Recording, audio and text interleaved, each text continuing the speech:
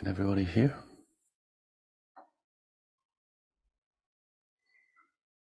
Yeah, just about. There we go.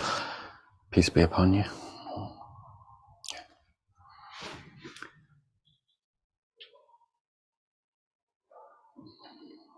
May we come together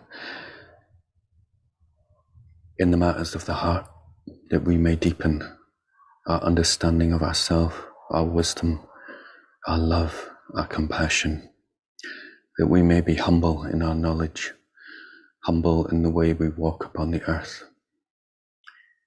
and understanding that all blessings, all understanding come from the Supreme Source beyond our ego and mind.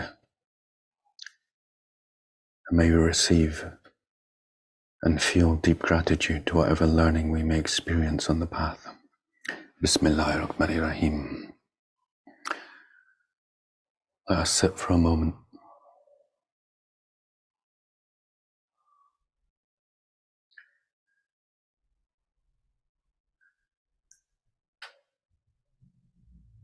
Remembering that the true knowledge comes from a heart-to-heart connection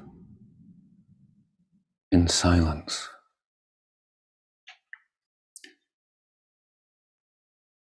with that which sustains us.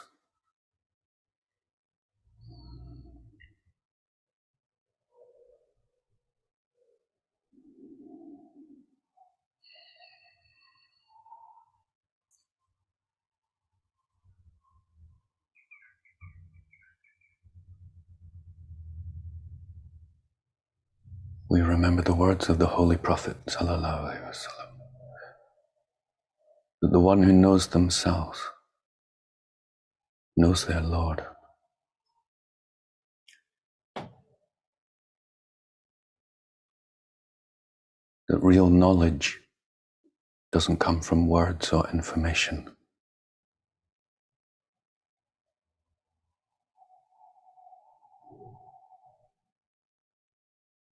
but from understanding that which is given to us before we were taught language.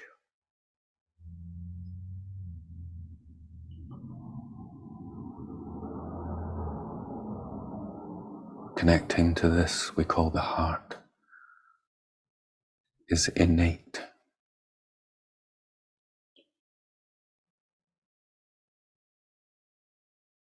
It's not about doing anything but letting go. And the reason we're using words is just to give us the confidence that not doing something is the path here for the moment.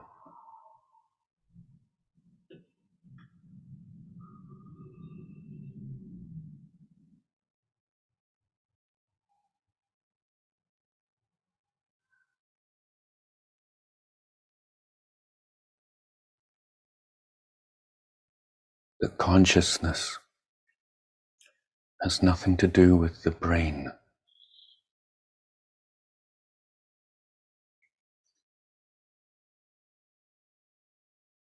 Which means it's got nothing to do with the mind.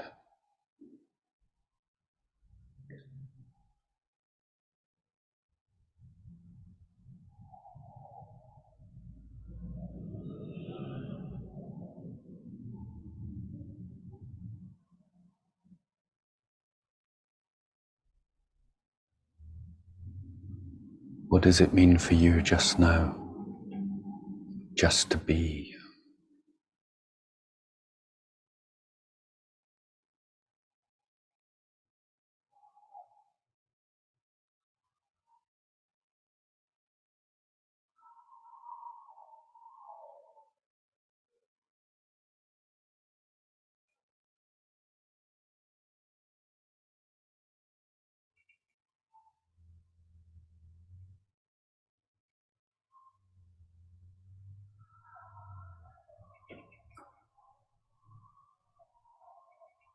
We can sense the body being still.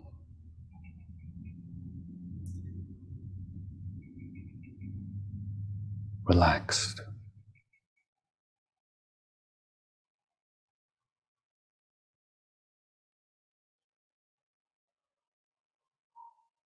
the spine straight, keeping us alert.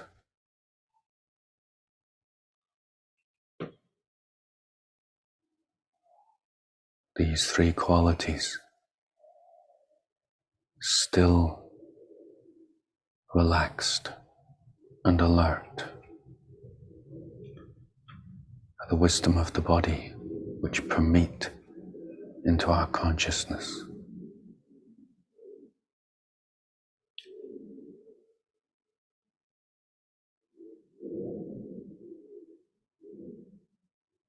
We become aware of the only thing moving is the rhythm of the breath.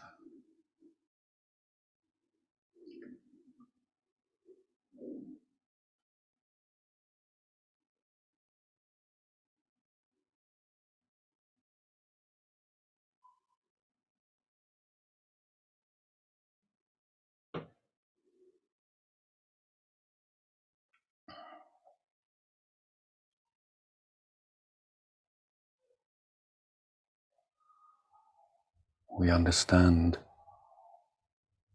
that the divine is moving through us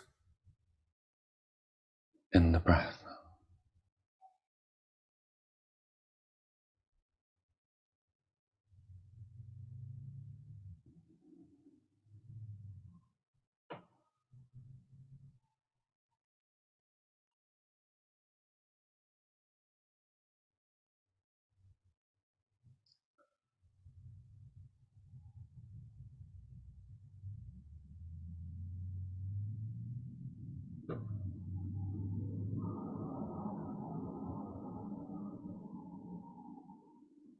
Being conscious of the breath is being conscious of the moment.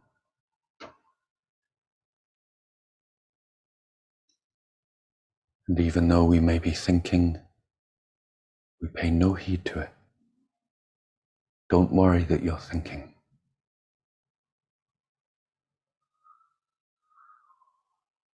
The important thing is that our attention is still with the breath.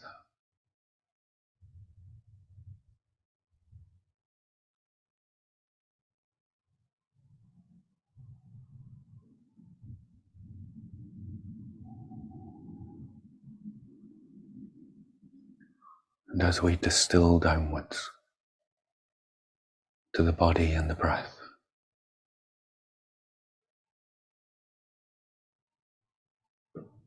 we let go of the past and we stop speculating about the future.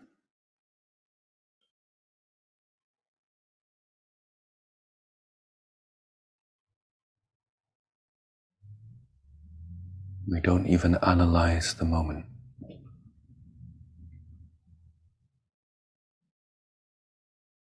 We're just with, being, breathing.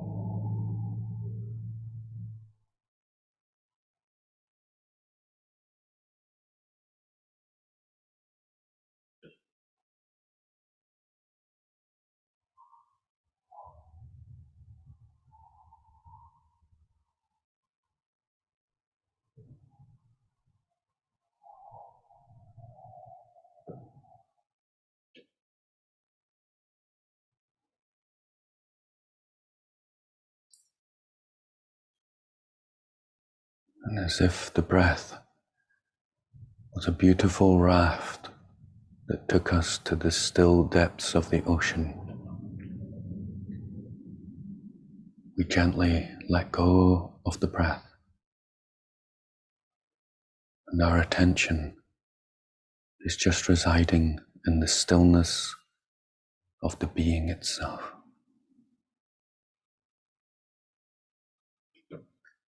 We are aware that we are aware.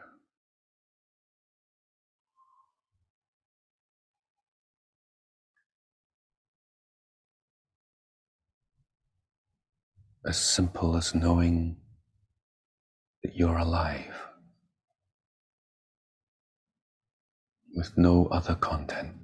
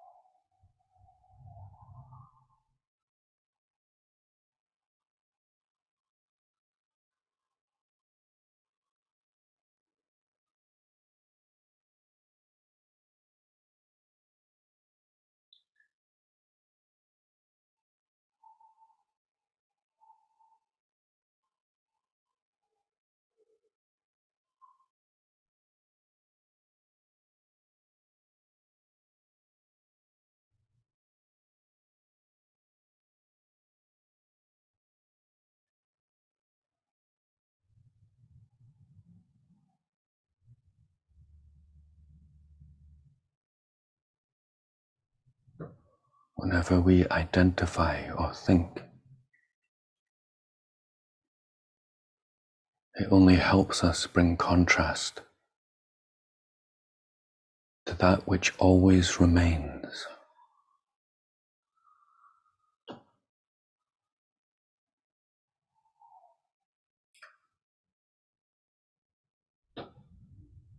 Now notice, is that which always remains? Is it not you?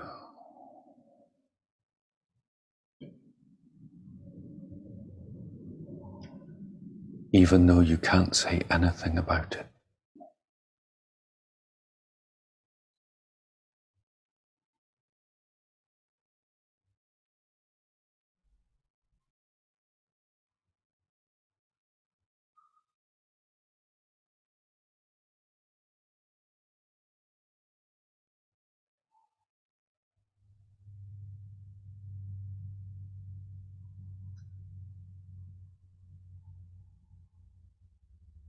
Does it not have the qualities of being eternally fresh?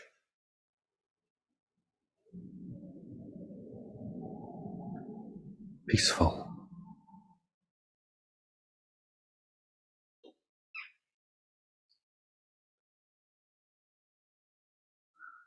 heartful,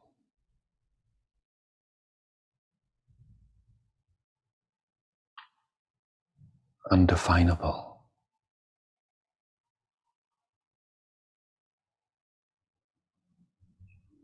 clear.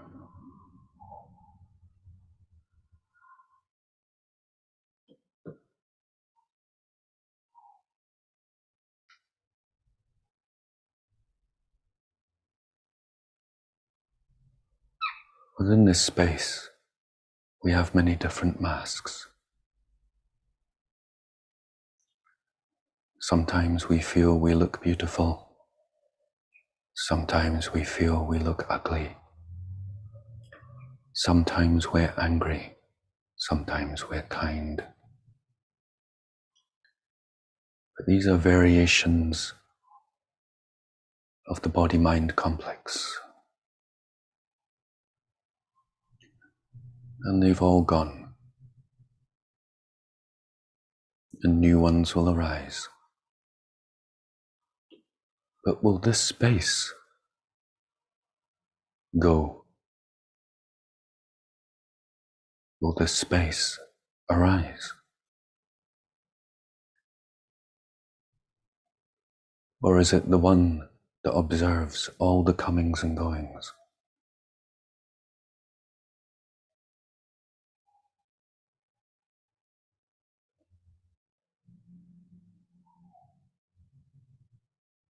And I ask again, is it not the real you?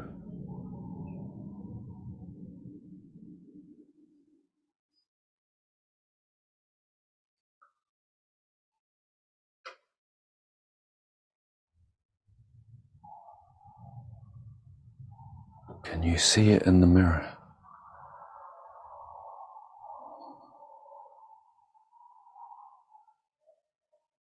Can you look at this space and go, I look ugly?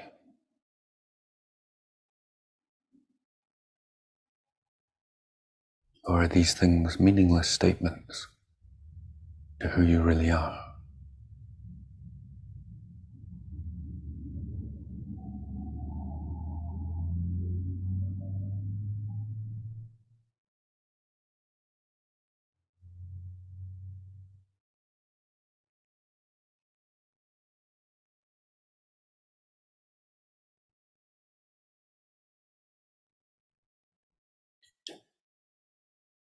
So it's just a sense of presence without that person who looks in the mirror.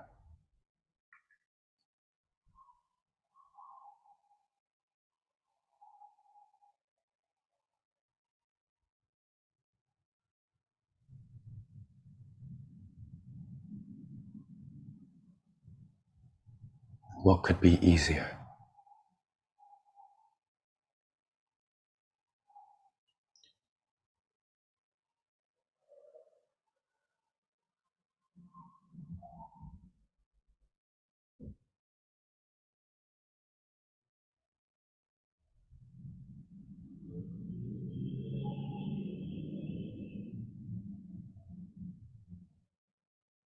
Keeping our awareness in this presence, we once again feel the breath.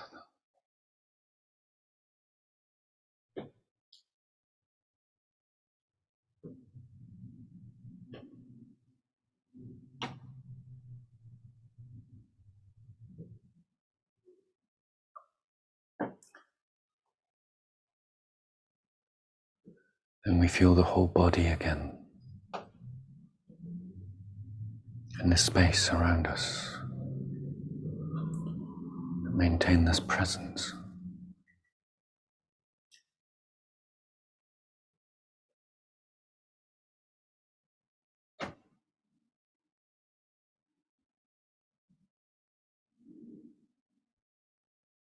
And then we listen to the Dharma. We maintain the presence.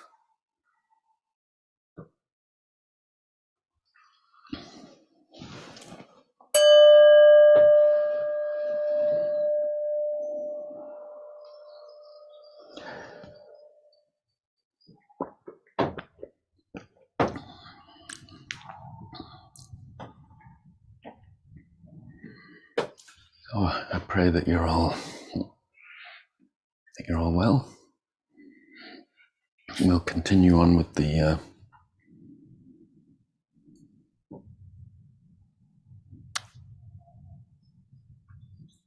the Bodhisattva path, how to awaken the heart and live from the heart. Remembering, and really important, that unless you have a good heart, certain knowledges and wisdoms cannot arise to you. They can't be known. Yeah, it's like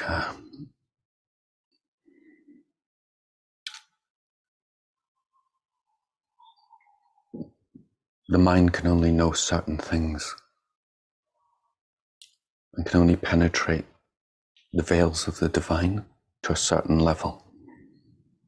But in order to go deeper into divine knowledge and divine wisdom, we need to open the heart.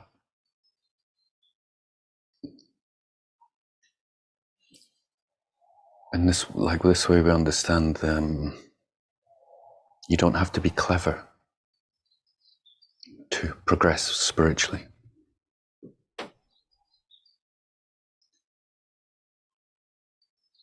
There's a text by Padmasambhava, Dzogchen for old ladies. So, yeah. There's a story of a very famous Sufi. I can't remember his name, so forgive me. Who was coming into town. So back in those days, maybe a few hundred years ago, we understand that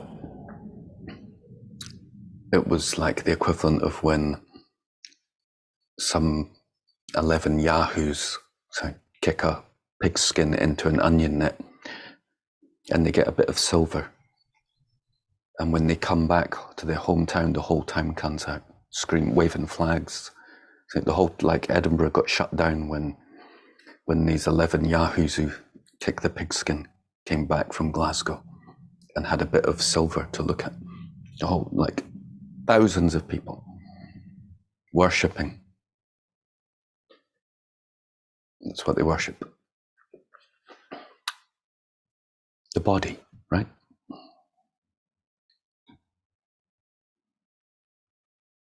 Yeah. Sports are great, right? It's just like the body. So back in the day, they'd worship wisdom, knowledge. Yeah. So this master was coming through, and there's like lots of people gathered, and they want to come round. Like, you know, nowadays we want an autograph, and in that culture, you kiss the hand of the master. I just want to be near him. I just want to see him. Like these people. Who was it? Someone saying they're going to camp out to see a rock star. Camp out. Just get close, right? Very make it clear. Understand what people worship, because you become what you worship, what you love. And big parade, and there's an old woman there. She couldn't care less, and she's like, "Who's that guy?" And just get out of my way. Trying to get to the shops, kind of thing. Important stuff. And someone says, "That's so and so. He's like one of the kings of Islam. He gave the 100 proofs for Allah." He said, "Must have had 100 doubts," and walked on. And this guy told the sheikh what she said, and he's like, "Take me to her." So he takes her to the old woman, and he says, "Please make prayers for me." And he says, "May we all have the faith of old women." Yeah, so women just like old women, like my mum, they just believe like unshakable faith. And that's higher than someone who just learns lots of stuff. As we'll get into it. We can do it now. Skip ahead. Praising ourselves and scorning others. So you might learn lots of knowledge, lots of books, lots of texts, lots of classes. You might say back in the day you memorized the Quran. People memorize the Quran. Loads of stuff. Like all the different names. People like Ibn Arabi and Jalaluddin Rumi. But you go to a dinner table and you just sit there talking about how great you are, how you can see the unseen, how you're special. You just relay your amazingness to people around the table whilst you slag off other people. You're falling from the Bodhisattva path. Yeah. That's number. You skipped ahead. Number 32. Now this is like a downfall, like a minor downfall. If it's just got pride, you don't have the intention to deceive others. But if you kind of just want them to, see how special you are with your knowledge, your studies, and you tell them how you can sit for ages, or you get so many blessings, or da-da-da-da, then that's a root downfall. It's the first of the root downfalls. We're currently going through the minor ones. The first of the root downfalls of falling from the path of the heart is praising ourselves and scorning others. We incur a root downfall if we praise ourselves with the motivation of deceiving others so that we might receive gifts or enhance our reputation. We also incur a root downfall if we criticize others with the wish to hurt them. In both cases, the downfall is complete only if someone hears and understands our words. And the minor downfall is praising ourselves and scorning others. This is similar to the first root downfall, except that we are motivated by slight pride and have no intention to deceive others. So you're just kind of babbling away, talking about yourself, and, how great you are. But, you just kind of, that's just your kind of internal dialogue, just, oh, I'm good at that, I did this, so, But if you're sitting there going, I don't need possessions, and I can meditate for ages, I don't need to see anyone, and you're just displaying how great you are on the spiritual path, and you just kind of, so that those around about you will just kind of look up to you and go, he's special. It's a serious downfall. Like, what you're doing.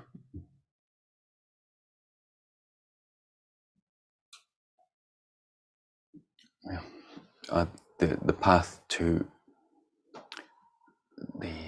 whereas someone who's at the dinner table and they just go, I'm really rubbish.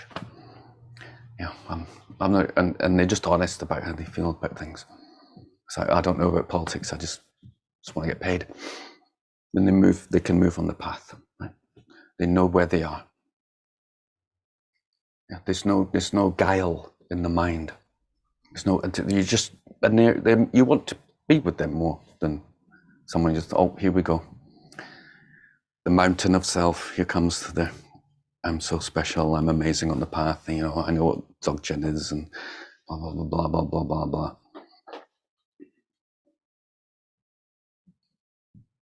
We all do it, right?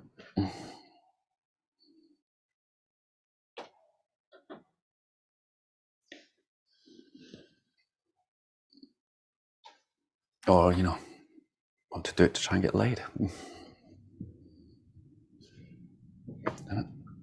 It's when we're motivated by the lower desires.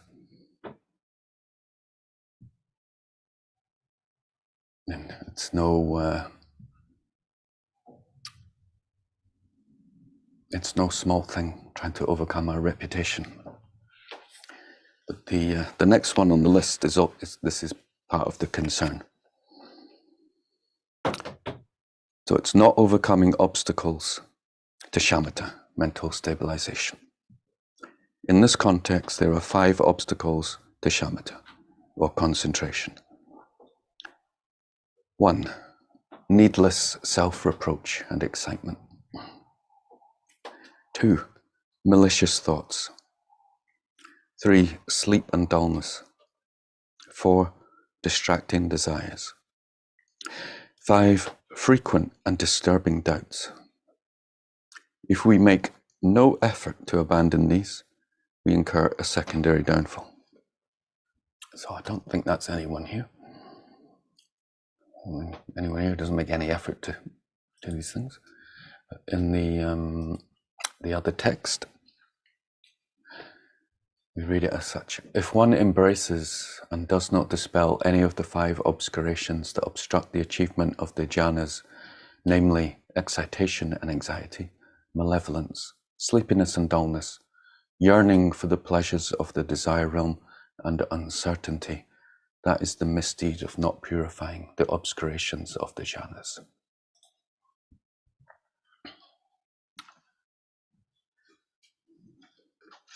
These are classic, the 5 obscurations. I can't remember the full analogy, but it's like Buddha said, it's like all 5 of them are like being bound in iron in your wrists and your arms, being sold as a slave and being left alone in a desert. It's like, that's what it's like internally. Yeah, you've no freedom, you've no choice, you're bound by these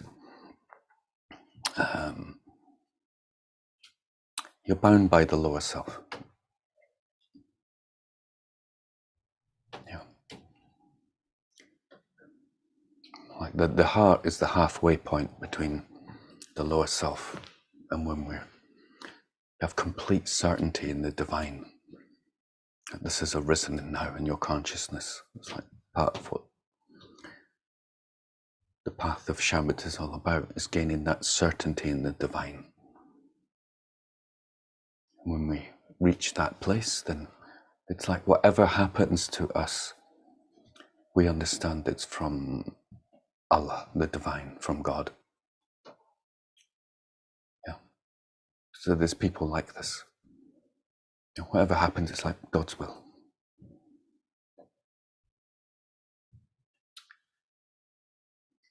And on the way there, we need trust.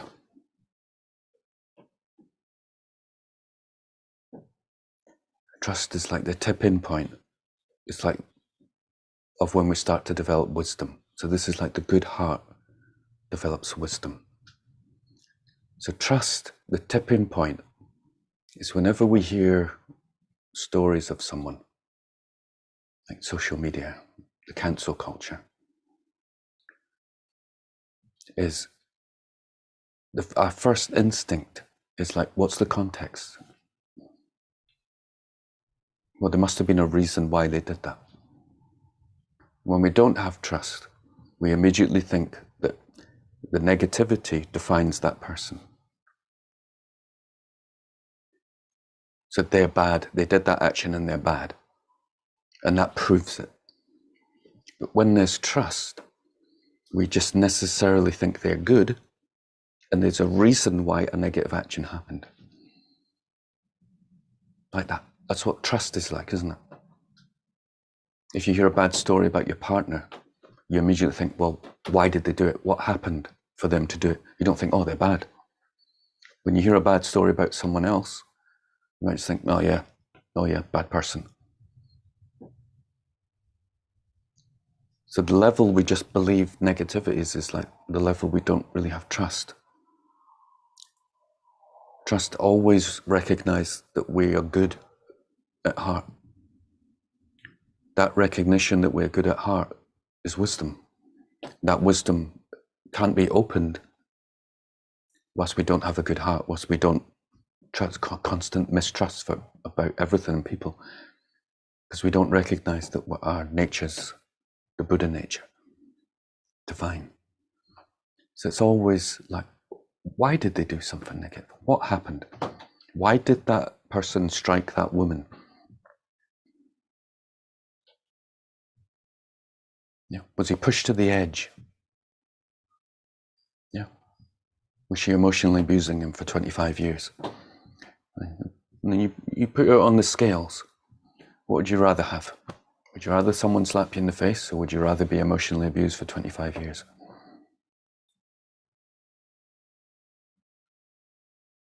So slapping someone in the face in itself is nothing, right? But if you don't, again, have wisdom, we take the action in and of itself as inherent. That taking things in and of themselves as inherent is ignorance. Right? Like emptiness is by nature that trust, that lovingness that understands context and relativity. So it's very, very important. Then we look at these obscurations, and one of them is malice.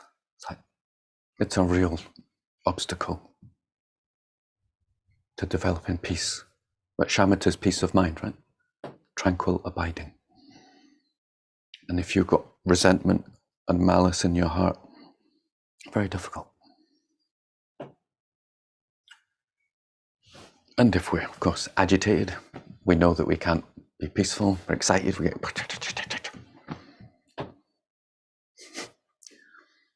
Even if you buy a lottery ticket and it's 10 minutes to go before the lottery's on. Let's say if I give you a lottery ticket and it's 10 minutes to go, can you sit and meditate without... And you're going to look. You don't even know if you've won. Can you just sit without thinking about it? You get excited, you get agitated. It's like, well, Or if the football's on in 10 minutes, can you sit? Big game, big Scotland game. It's like, excuse me. You could bet a lot of money that Scotland would get knocked out in goal difference. My little brother sends me the football results and stop watching football. It's like a series of falsities.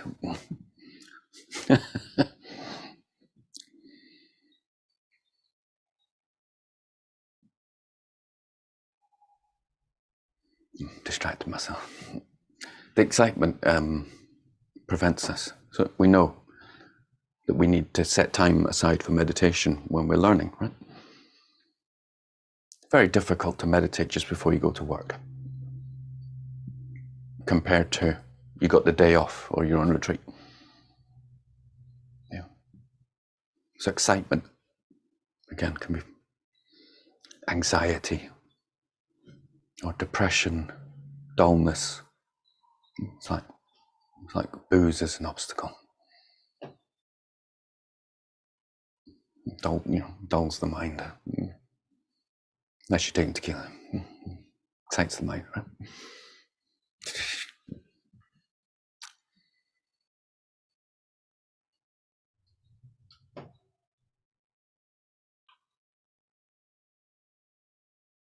Gurdjieff used to get his, if you ask for initiation, then he'd get you absolutely hammered. He'd feed you and get you absolutely plastered, because then you'd see what comes out what type of person comes out when they're really drunk. So if you're really loving and you drink a lot of whiskey, more love comes out. If you're repressing things, anger comes out from whiskey, right? Wife beater. That's what's that lager? Probably get sued. Wife beater. Stella, right? Not if you've got a good heart. If you've got a good heart, more love will come out. So you get them plastered and see what they're actually covering. Yeah. But generally, dullness, sleepiness, we know such an obstacle. Yeah. And doubt.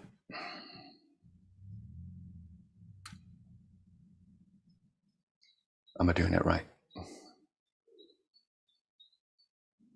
Is this the path? Again, this lack of trust. The more we go into love, the more we'll understand trust. We just like this.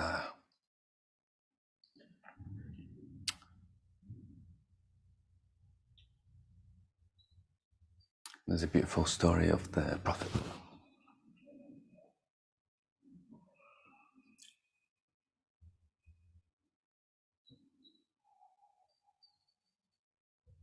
He's with his companions, and this kind of simple guy just came and said, I don't really pray.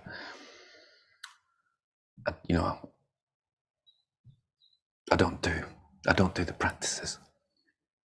And he's going, where will I go? What's going to be the result? Where am I going to go? The afterlife or whatever. And the Prophet, he's like, well, where do you think you're going to go? You don't do anything. He said, and he says, but tell me what you love. He's gone, I love the Prophet and I love Allah. And the Prophet said, you will be with whom you love. And it said the companions were so ecstatic, like that Abdul Bakr just started whirling, just in ecstasy. Like we all know that we can be bad and forget things, but we all know who we love. And they love the Prophet so much. And Allah that's where they're going to go. It's like the Prophet confirmed it. When you get that confidence, it's like just ecstasy, and it strikes you. When it strikes you that God exists, when it strikes you that love is the path, and it's not some intellectual premise, it's just the confidence. That's why we pray, we meditate, and we just listen to the same things again and again, just to remind us to hear. It's enough. When your beloved calls your name, isn't it? It's like, I'm bored of you calling my name. Just get me a new name. Call me that today. It's boring being called the same name. You understand? If someone says that, they have no love, they have no marriage, they have no wisdom. I want someone new. Oh, I've been practicing this practice for a week. I want someone new. Okay. Uncertainty. It's like when you're in love, there's no doubt. But you don't know what it is, right?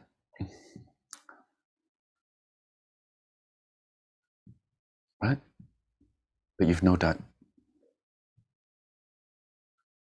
So that's the perfect measure. That's why love is the path to God, to understand God. When you love your partner, there's no doubt, but you don't know what it is. And then they say, I love you. So this is like the prophet saying, I love you, and just fall off that, just went berserk. Couldn't take it.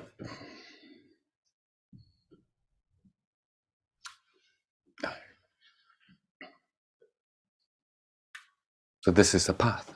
This is the Bodhisattva path. And it's like, again, sometimes it might get abstract, but we recognize we've got a battle with the lower self. And again, relationships are very beautiful. If you just try it. You can make an agreement with each other. For a day, only the lower self wins. Yeah. So you're not allowed to express love, contentment, peace, or wisdom. When you get angry, you have to express it, because that's how you feel. Yeah. And you express your jealousy. Yeah. Express your resentments. Express your hatred. Express your pride, how better you are than your partner, how many you know better. You can't even do it. We couldn't even do that as an agreed experiment, because the relationship would end.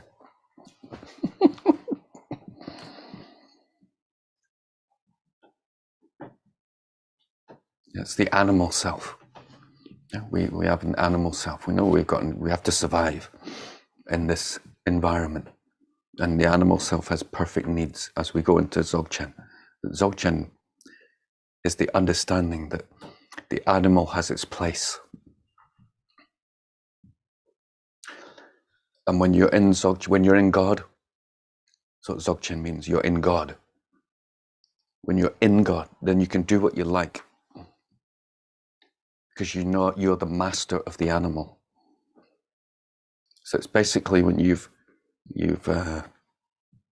do you call it? When you've broke the horse in, you can ride wherever you like, can you not? If you haven't broke the horse in, you go and watch the cowboys. The horse is going wherever it wants, and you've got the pride of saying, I'm doing whatever I like.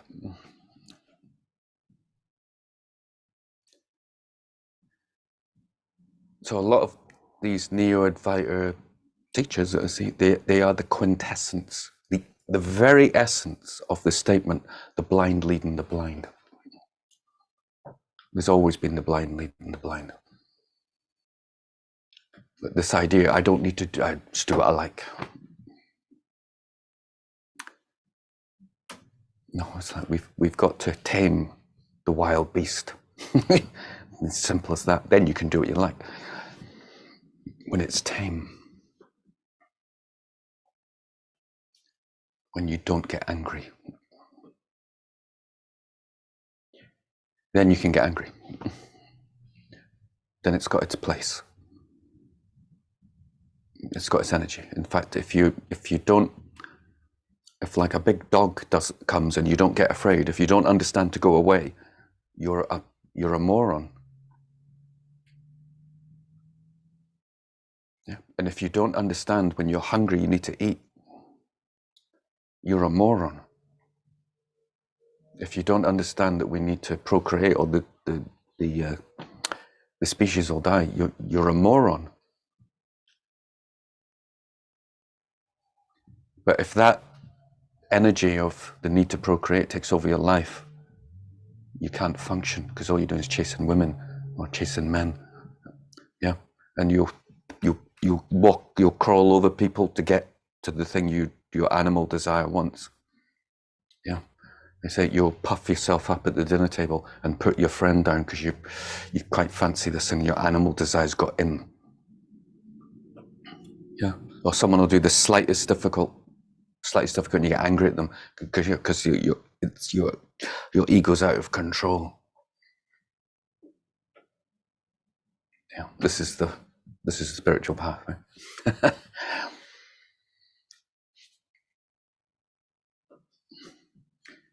And so the other obstacle is the worldly desires, not worldly needs. Yeah. So when we learn the path, we understand the context of we need to eat, we need to drink, we need to have fun, we need to do this, we need to do that. And it's that recognizing when one of those elements is out of control. Yeah. We know it, right? Someone makes us angry and we obsess over them for maybe a week and the malice has got us. And we need to control it.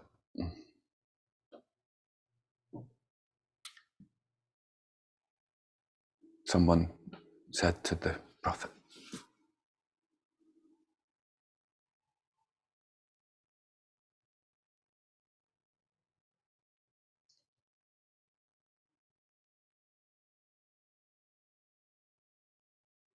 he said, like, give me like the profound teaching.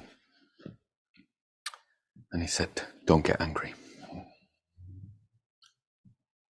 And he said, right, okay. Do you have another one? And he went, don't get angry. And again, he said, is there anything else? And I went, do not get angry. And someone also said to him, what do you do when you're angry? He went, sit down and be quiet. What's it like when you get angry? You want to, wah. And he's like,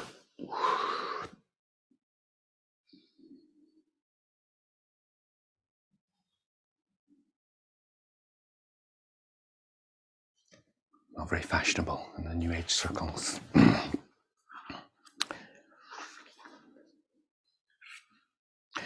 So, every one of us here is making an effort to overcome these things, right?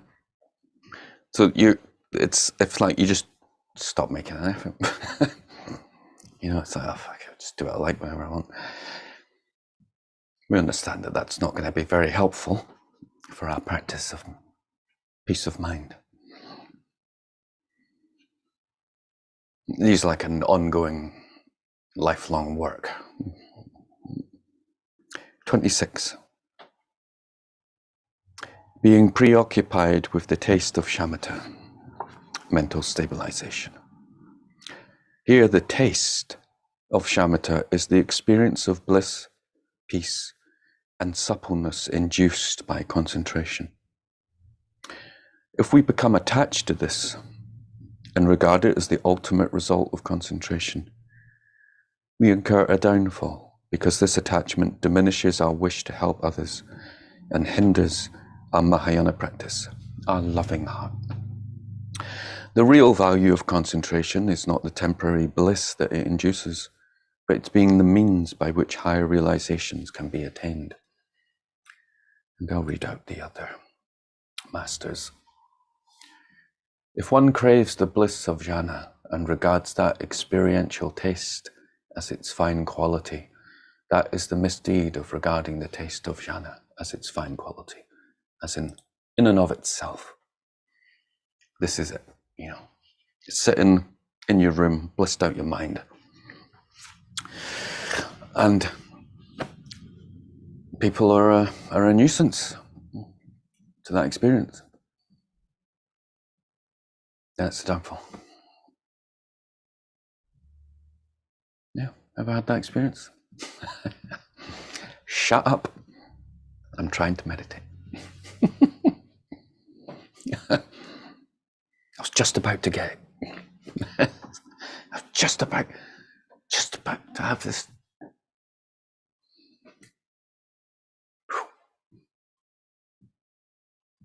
So there's that's like,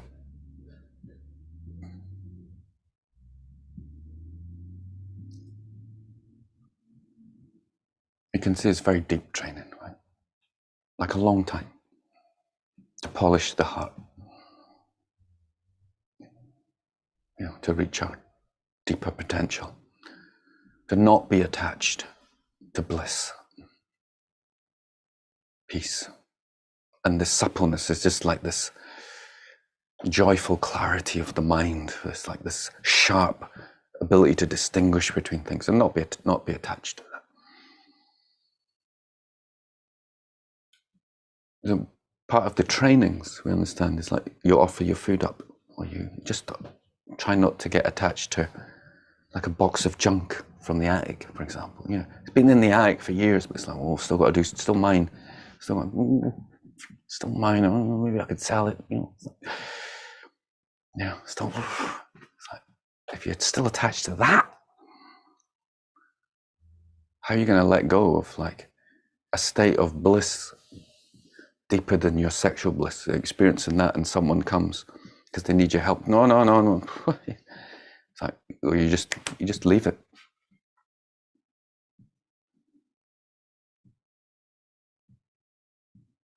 Training, right? Small things. We want to train in small things. So we let go of small things. Try it. Just, you've got something and you haven't used it for 5 years. See if you can give it away.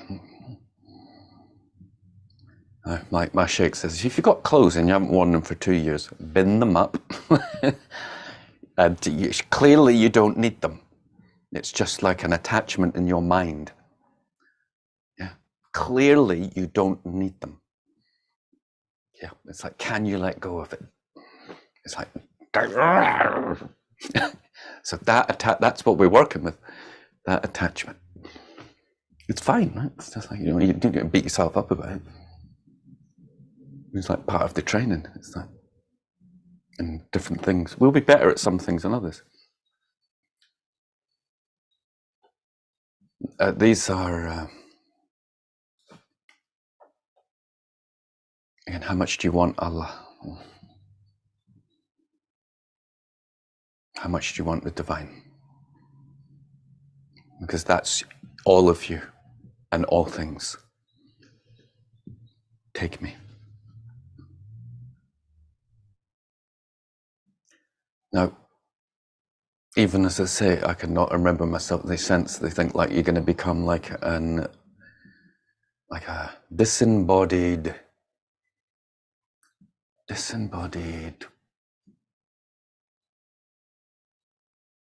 Like, it just sounds like the most unenjoyable, disembodied absence of interaction with anything.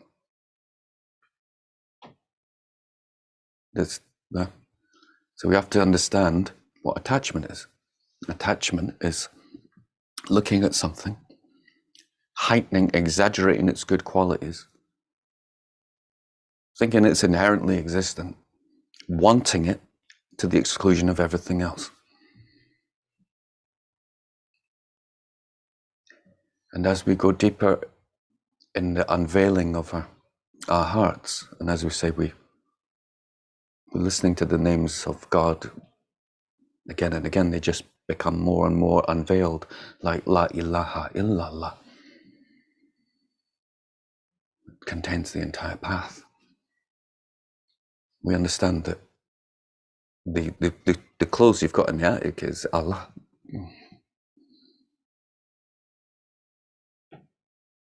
So it makes no difference. It's not like if you have the clothes or you don't have the clothes, you're in the same sense of bliss. This is what non-attachment is. It's all Allah. So what difference does it make if you've got some clothes?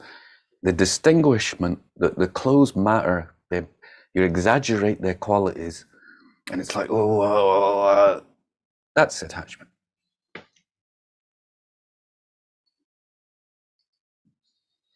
Now, if you got the clothes, and it doesn't matter if you have them or you don't have them, right? That's non-attachment.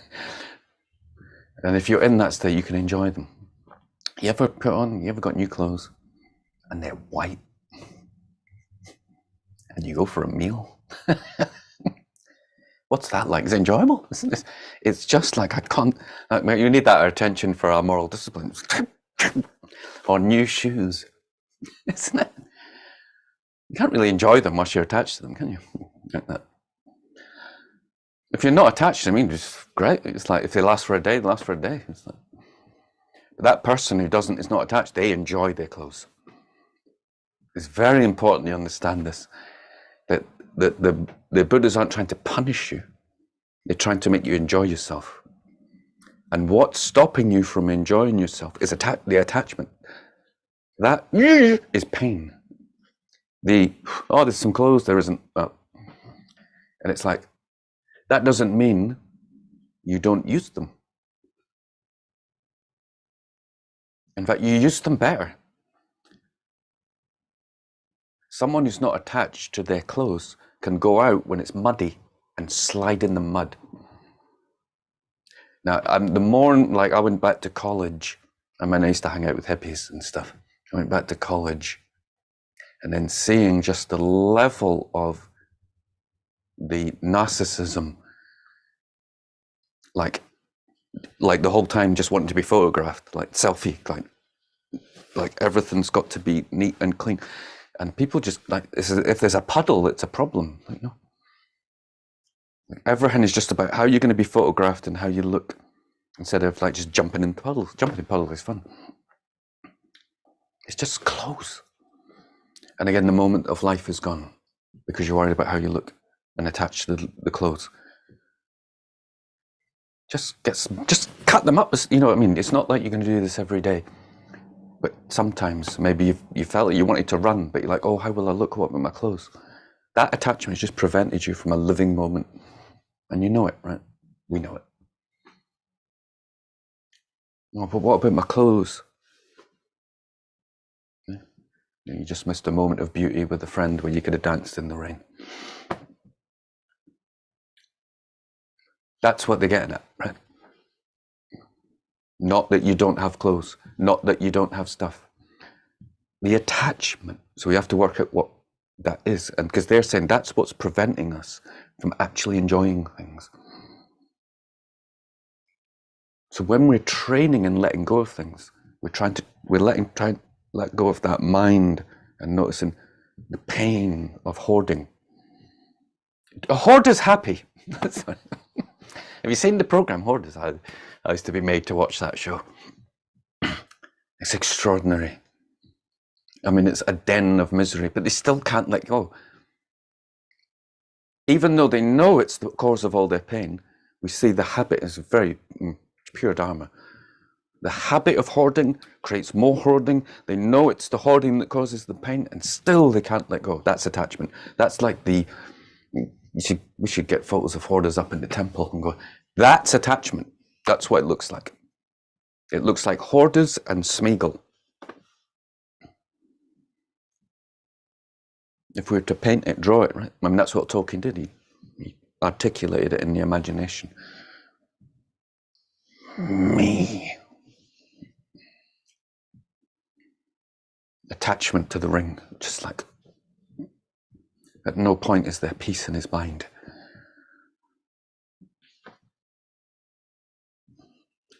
So I hope you understand that's got nothing to do with not enjoying things. It's all about how to enjoy them more. And then we have to investigate that for ourselves. What is it that's causing me this unenjoyment? Is it that I've given into like sloth for 2 or 3 years and I've sat in front of a TV that I'm now feeling down? For example, you like look and check. Was it the sloth? Was it the giving into comfort when I should have been exercising? For example. Yeah, well, like we know that exercising is good for us, but like we might not enjoy it. Yeah, it's called wisdom. Knowing we have to do things we can't enjoy, not just you just do what you like, isn't it? Again, just simple rules.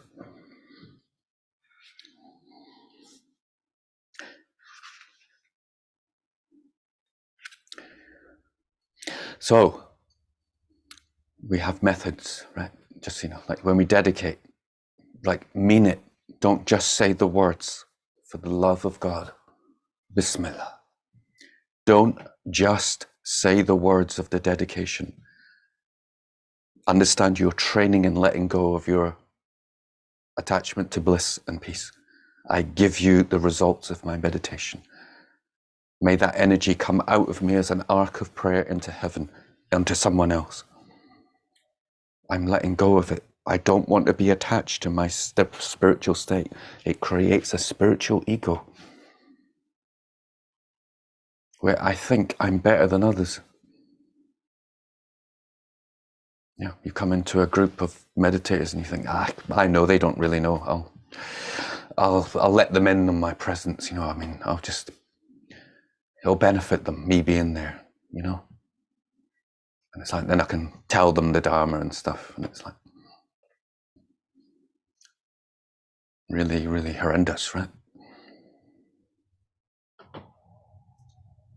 Like the spiritual realization we're looking for is understanding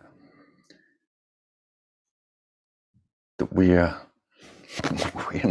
nothing. We're nothing on two levels. One, Allah is all. La ilaha illallah. There is only Allah. You don't exist. And that Allah manifests as all these beings, and you're one among 9 billion. That's just humans. And you are not more important than any of them. And there's you on one side of the scales, and there's 9 billion on this side. But it's like, it's all about me. Now, is that an illusion, or is that the truth? It's like we have a sense of self that we need to look after ourselves, like say these needs and functions. Just when the sense of self, the self-importance is the root. Just as if anger's out of control, our life is hell. If our attachment's out of control, our life is hell. If the self-importance is out of control. Now, this isn't easy. So this little thing isn't just going to go. Just because you went to hear a teacher and they said, just rest in presence, you've got it, you're awakened. It's not going to go, and we know it. It will manipulate how it perceives itself around all the spiritual concepts and practices and go, I'm better than everyone else because I'm spiritual. I'm better than everyone else because, I'm clever. I'm better than my mom and dad because I can explain things better than them. I'm better than them because I don't do sports. That's stupid. No, my teacher said football's stupid. I'm better than them. I don't play football. Whatever it is, we're just like, it's incredible, isn't it? Again, one of the methods is rejoicing is another beautiful method. Whenever we see someone, we just think, oh, how wonderful. Or someone's cleverer than us, go, wow, that's amazing, they're so clever. Alhamdulillah, praise be to God, how clever they are. Yeah. And we're not to worry that when we have these negative thoughts, like when we notice it, it's not bad in and of itself. We can't help it. Yeah. It's if we follow it. This is the point of it, it's when we give into it. What you going to do? You're at a dinner table with a bunch of clearly morons. Yeah. There are things as stupid people and wise people, and they're just like really stupid. It's like they believe the BBC. what are you going to do? You know that you know more. You don't pretend that that's the thing. You get into see how the ego will hijack it. It's like, no, I'm going to, you know more. It's just if you indulge in it. You can, ask your spiritual guide, ask Allah, just protect me from it. And speak and try and be humble. Humble doesn't mean you pretend to be lower. It's just humbleness recognizes the good qualities in everyone else. You don't diminish your own good qualities. If you understand the good qualities of everyone else, you don't need to. You just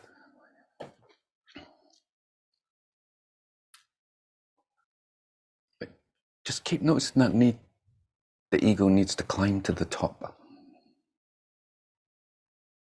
It's always got to be the best Sangha member. I'll be the best. It's good to be in the middle. That's the general advice of the Buddhists. Take the middle way. It's just good at some things, not so good at other things.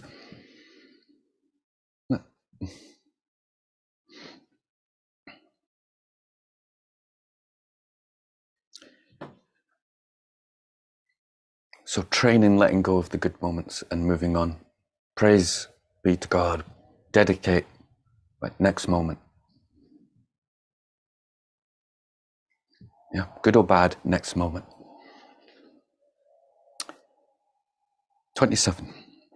Abandoning the... Well, actually, have we got any questions so far?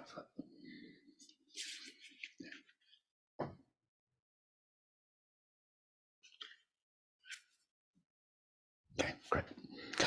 Abandoning the Hinayana. That's the lowest school. That's the teachings that help us understand ourselves. The teachings and practices of the Hinayana are methods to release beings from the sufferings of samsara. Therefore, they are holy dharma and objects to be respected. If we regard them as contradictory to the teachings of the heart, the Mahayana, and believe that they must be abandoned, we incur a secondary downfall. And the other master says, if one regards listening to the collection of the Shravaka teachings, memorizing the meanings of its words, practicing them, and so on, while maintaining that although they are necessary, they are useless for bodhisattvas, and one expresses that view to others, that is the misdeed of rejecting the Shravakas. So again, it's like, I'm a Dzogchen, I don't need to do anything else. You've just fallen from the path. So it's actually quite easy to understand that there's a hierarchy of wisdom, and just because there's a hierarchy of wisdom, it doesn't denigrate the lower. Is it important that you cut your nails and cut your hair?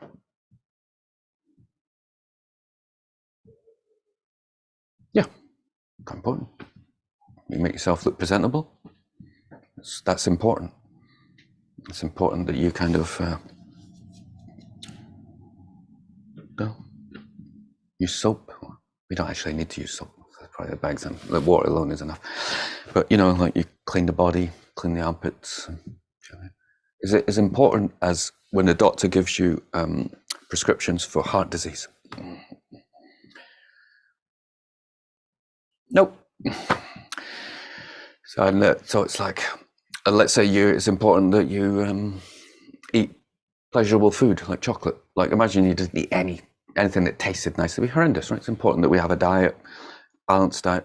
If the doctor gives you advice on what you need to eat for your heart disease or you'll die, and you have to stop eating, like say fruit, even though it's good for you, in a certain context, you're going to stop doing it. You're going to stop doing it because the heart's more important than the other needs. It doesn't mean that those other needs are rejected, abandoned. Your heart's not always going to be in that condition. There are times when the teachings and the vows of the bodhisattvas supersede the instructions of, our personal development and what we need for our self-developing. Like lying, don't lie. The bodhisattva may need to lie to help someone else. It supersedes. It's not like I can do anything, like I can just say what I need, like, you understand? When you're in God, it's said, when you've really developed they have different names for them in Islam, but the 6 perfections, essentially the same: patience, giving, kindness, love. When you really develop these, and these are your main functions in life, your main characteristics, then God becomes the eyes in which you see, the ears in which you hear, and the hands in which you touch. It becomes Allah, Dzogchen, right? When that happens, you don't need to worry about the vows. You are the vows. And then you'll do whatever is needed in whatever moment is the right action. Now, that doesn't mean, when you understand the analogy of the body, that you're not going to eat food, even though you don't need to. You're not going to cut your nails, even though you don't need to. You're still going to do all these things. You're still going to clean the house, because that's got its own law. The cleaning of the house is not more as important as looking after your sick wife who's dying. When your sick wife is dying, that takes precedence over cleaning the house. And when you understand all these laws all together and how all they function, how together, you can do whatever you like. You don't need to think about it anymore. If you go into a hoarder's house, you need to clean your house, and you need to explain to them how you need to clean your house, and how that is going to lead to this happiness and that. Yeah. If you're in this higher state, you know how low, you don't denigrate the lower teachings. If you do, you're moving into trouble. You're moving into separating, and you're not understanding La ilaha illallah. That this is all Allah, and this is all the way to understand the divine as it expresses itself. So don't talk down and denigrate the lower teachings, like don't step over Dharma books, things like that. Well, they're obviously not as high and as important as understanding the self, but they're all connected.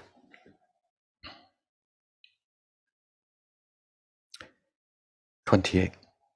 Studying the Hinayana to the detriment of our Mahayana practice. To attain bodhicitta and other Mahayana realizations, and finally to accomplish the state of Buddhahood, we need to study and practice the Mahayana teachings. If instead of doing this we put great effort into studying the Hinayana, with the result that our Mahayana practice is weakened, we incur a secondary downfall. So again, it's understanding that the teachings on love are higher, are more important. The teachings on becoming one with Allah is more important than how you enter a temple, how you treat the books. And if you obsess on those details, if you obsess on, no, Muslims can't eat pork, Muslims you can't stand, you have to wash your head 4 times, if you obsess on them, to the detriment of how do you develop love and kindness and be with someone and listen to them over these rules, you fall. I think that's very clear. Some people haven't had access to teachings on love, so it's like we understand they're just at the outer level, and we don't denigrate it. That's the point. It's going to lead them there, but at some point they'll just think this is just kind of empty rituals. Yeah, but we need rituals. It's like, you'll understand when you get married. Yeah. Unless you're deranged, I don't know how else to put it. Unless you're just so absorbed in your self-imaged idea of yourself, which some people call Dzogchen. Like it's like a the shadow side where you don't get affected by people because you're so self-absorbed in your own state. If you don't get moved when you go to a wedding, there's just something wrong with you.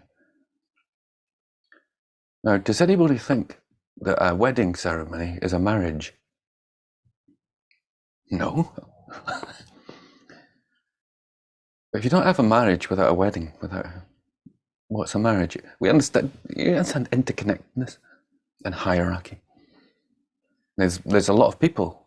There are a lot of people who just say, no, you just rest in what a marriage is and you never express it. You don't need to talk about it. You don't need to talk about the outward signs. You don't need to put any function into it, any time into it. You just rest in that state and the other person should get it. That's true. I mean, it's possible that could happen. Why? Why not enjoy a wedding? I mean, I just think these people are crazy. You know, there's dangers that you just become a wedding crasher. It's nothing but ritual. You understand? If you're nothing but ritual, it's a problem. So, but people like Ibn Arabi, people like Ghazali, people like Rumi, they understand that you maintain form to some degree. Like Ibn Arabi's like, you must have a shake. Must have a shake. And then when you've had a shake, you can transcend it. I'm very clear about it. It's like, why not? Like the whole path of the Mahayana, so Bodhisattva, it means Sufism. That's Sufism. It's relationship. That's what it is. How are you going to love people on your own? So, like the Sufis say, getting married's half the path. That's exactly what it is. Half the path. They say you need the path of method and the path of wisdom. The path of method is relationship.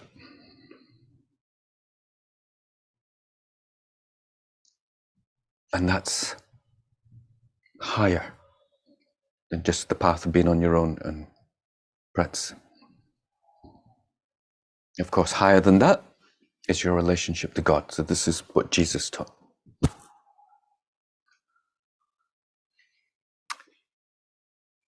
Love God with all your heart, soul, and mind. And love others as you see yourself, and both are equal. But there's precedence, isn't there, to God? It's like, because as you go into La ilaha illallah, you understand your partner is God.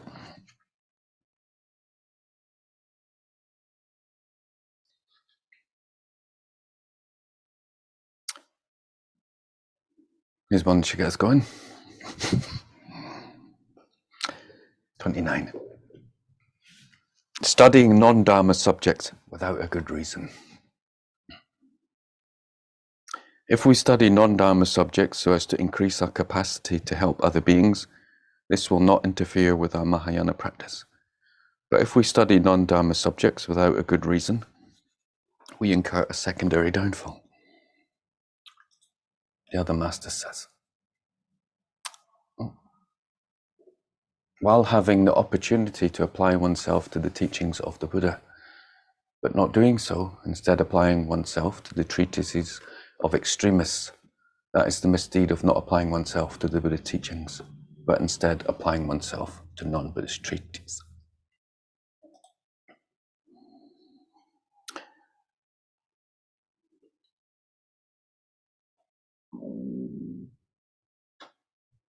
So that doesn't apply to anybody. Yeah, so just so you know. You don't have to worry about, what am I doing? It's like you're just off studying other stuff and you forget about the Dharma.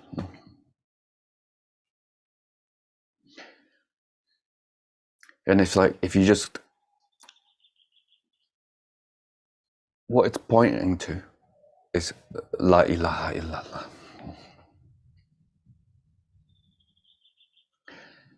This is our aim, right? We understand to see that everything is Allah. And that everything that He has created is for us to come back to him and experience him in unity. And that this what this world is created for is for us to understand and for Allah to see himself through himself. If you understand that, you can study whatever you like. Like Miller Reppa said, I don't need Dharma books, the world is my book. And we understand that it's in the book of love. It says that the world is also a book. In the articles of faith, when we understand the path of what the Holy Prophet taught, is to believe in the books of Allah. And one of the books we understand, we're told by the masters, is the earth.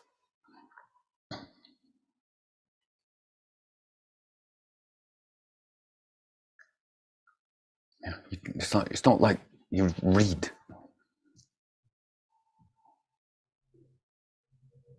It's how to read life. So if that's your intention, that's your intention, is to get closer to Allah. It doesn't matter whatever you study. But if you're just doing it, like I want to get better at, I want to be more intellectual, so I can like put people down, like at dinner parties, or I can show off, or then you're moving off the path. It's like notice this. This is the guidance. Why am I doing something? It's like, because I want to do it. It's like, right, why do I want to do it? Am I called to do it? If you're called to do it, then that's Allah has put something in your heart to learn it, right? It's given you a talent. For example, you're given you a talent, and where am I going to seek beauty? You can't just sit there like I can only read a book that mentions the word Allah or Buddha. Otherwise, it's like a wrong book. What? You're not going to learn anything. That's just like just doing ritual, and having no life. Yeah, many of the great mystics on the path couldn't even read. They couldn't read the Quran. It's like, what? I get taught directly from Allah. What does that mean? It's like that's why you listen to your heart. You're learning through the interactions with others. You can't read about love. You can only love. You can only be with someone and listen to them and give more attention to them than you and feel into them. And this is knowledge, and this is learning, right? And so then it's like, right, you go to college, and then it's like you see how people function, you see how they operate, you see how people move, you engage in it in your totality. This is learning. This is coming closer to Allah. Then you'll be able to teach people later, right? Because you've lived, so you know what they're experiencing.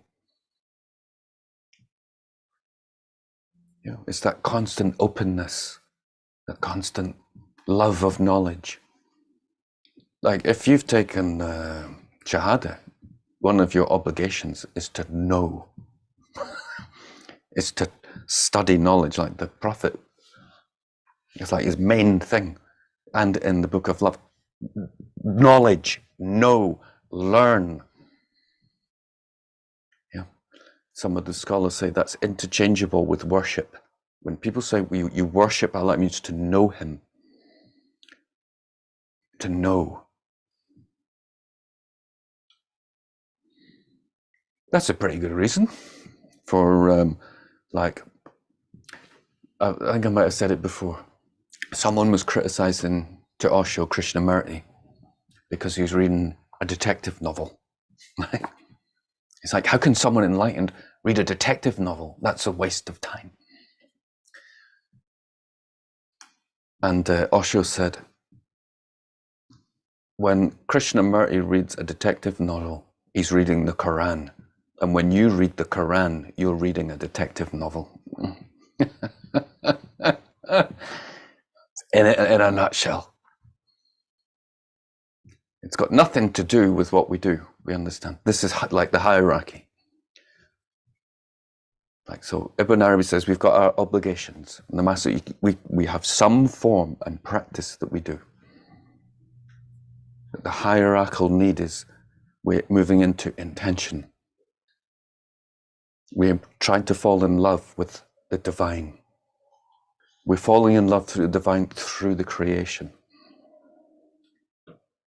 And just check in, and we're doing it every day. When we sit and we do our prayers and practice, we check in into this motivation again. And then we go out into the universe, into the creation, to learn, to experience, to taste, to be. This is the vehicle for tasting. Yeah. We left the Holy Spirit to taste and then come back with more love. So I said, we succeed in life. It doesn't matter what job you have, how much money you have, if people like you or don't like you. But when you go back to your Creator and you have love in your heart, you've won. And even if you have all the money, all the fame, you've got a YouTube channel with 6 million subscribers, and you've got all this, and you come back without love, you failed. And you will experience the result. You will go back to what you love. You will be with what you love. If you love life, you will be in love with even more life. That is the source of life. What to say of where you'll go when you love the creation, the one that created love. Think of your experience of love. How lovely it is. What to say of the one that put that in you. And this is why you pick up a book to read it. Okay, Hakeem? This is why you pick up your novel to experience it. We can learn how to read. We'll learn how to read. We learn how to do it. We learn how to do things with love in our heart. This is the point. This is like the guidance to remind us. Don't just go off and be a twat. Just make it beautiful, meaningful. We have to be in the world, right? So that's a good reason. You have to get money, right? Or you can't do anything. That's a good reason, is it not? Without a good reason, you think, is that a good reason to get money so I can live and eat? That's a good reason. So anything that sustains the needs is a good reason. If it's our attachment, that's not a good reason. So we make it a good reason. It's not that hard, is it? It's like, I'd like to go and do this. And it's like, you recognize, oh, that's my ego. And it's, well, change it. Oh, right. Actually, yeah, I recognize there's some ego there. It's like, how can I do this for my path? For God. Easy, right? And remember, one of the obstacles to overcoming shamatha is needless self-reproach.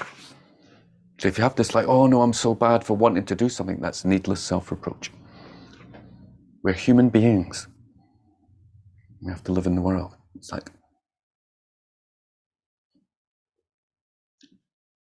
quite important, right? I'll just do the next one quickly. It's becoming engrossed in non-dharma subjects for their own sake. So basically, we get into something, we've got a good motivation, and we get totally wrapped up in it. Yeah. And the next thing we know, we've forgotten about the path, the dharma, the sangha. Yeah. And we want to be a cage fighter. We just really got into jogging. It's like, then we get obsessed about doing a marathon, and it's like, you're not coming to retreat anymore. No, I've got to do a marathon. It's like, no, don't do that. It's like, do it, get into it, but don't get too carried away by something that in and of itself is not going to lead you to Allah. It's like we can transform anything, but there are certain things that we want to keep our mind on. What do you do? Come to classes, listen to the Dharma, meditating, Just make sure it doesn't interfere too much with that. Like you might run a half marathon for charity. And once you do that, your meditation practice might go down. That's fine. But I say, if you then just become a marathon runner and your practice comes off, not good. Quite simple. But I'll just finish with the master Al-Ghazali. He's like a genius of the mind. See, if you just think Russell Brand, but imagine Russell Brand was put into Islam from the age of 5. Right? And that's all he learned. But that sharp mind, right? This dude learned everything. And he's like, in order to debate with someone, like you never talk down to someone. It's never like, you never praise yourself, scorn others. You have to know their argument in order to refute it. You have to know it. You have to actually know what they mean. So he was wanted to debate with the philosophers. So he studied their philosophy and wrote a book on it, which took him a year. He just didn't tell them, just wrote a book, studied their philosophy, and then gave it to them. He said, "What do you think about that?" And they're like, "Wow, that's better than we know." Yeah. So much so that the book became famous in the West. Like Ghazali's known as a philosopher, because the Greek influence came into Islam, and they're like, an amazing philosophy on your book on philosophy. They didn't know that that was just there, so he could then refute them all. So he knows them better than them, and he's proven it, that I know what you're talking about better than you. Now here's how you're wrong. That's incredible, right? That's not, but so this is not getting lost in what you're doing.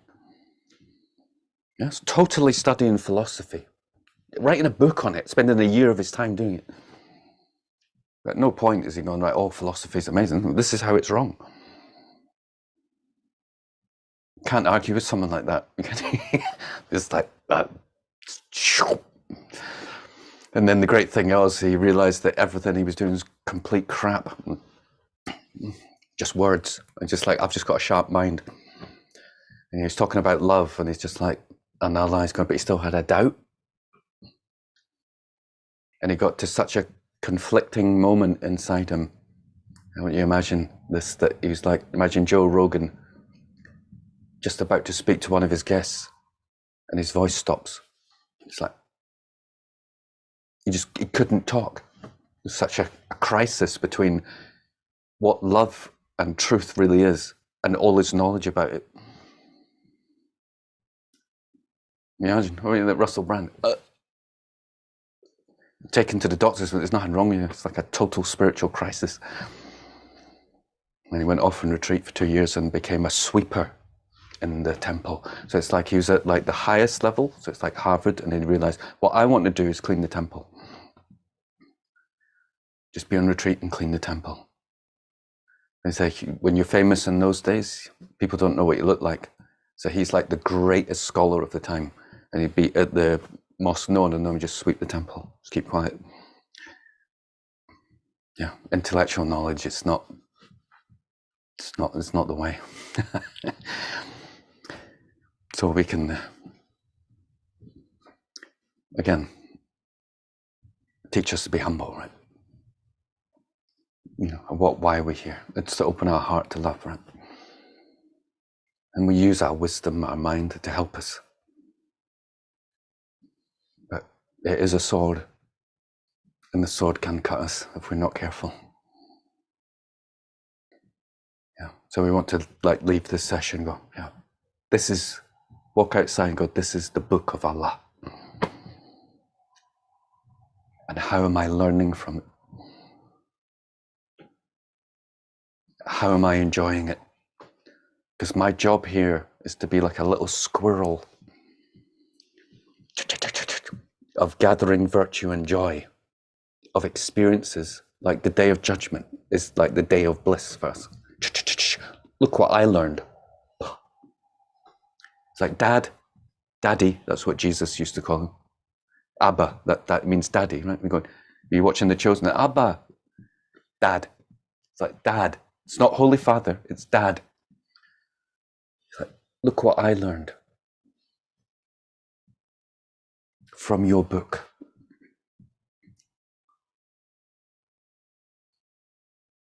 Yeah. So it's like, let us pray that we learn, that we know, that our understanding of worship is to know, to learn, to be, to play, to love our time on earth. This is what death awareness is for. To love every breath, every moment, every person, every situation. It's all La ilaha illallah. It's all a return back to the divine source. May we have awareness of this. And may we give all our love to others. May we understand our interconnectedness with all the world. And so whatever prayers we put out have an effect. Whatever we do matters. And that we grace this world with our inner dignity and humbleness of the Creator and the creation. Bismillahirrahmanirrahim. In the name of God, the compassionate, the merciful. Amen. Oh, thank you very much for your kind attention. I'm sorry I don't get to any questions. Maybe another time. So have a beautiful day. Try to avoid the football if you can. Unless you want unless you want to practice Tonglen. Or take on the suffering of all the other countries by being Scottish. Okay. Peace be upon you. Thank you.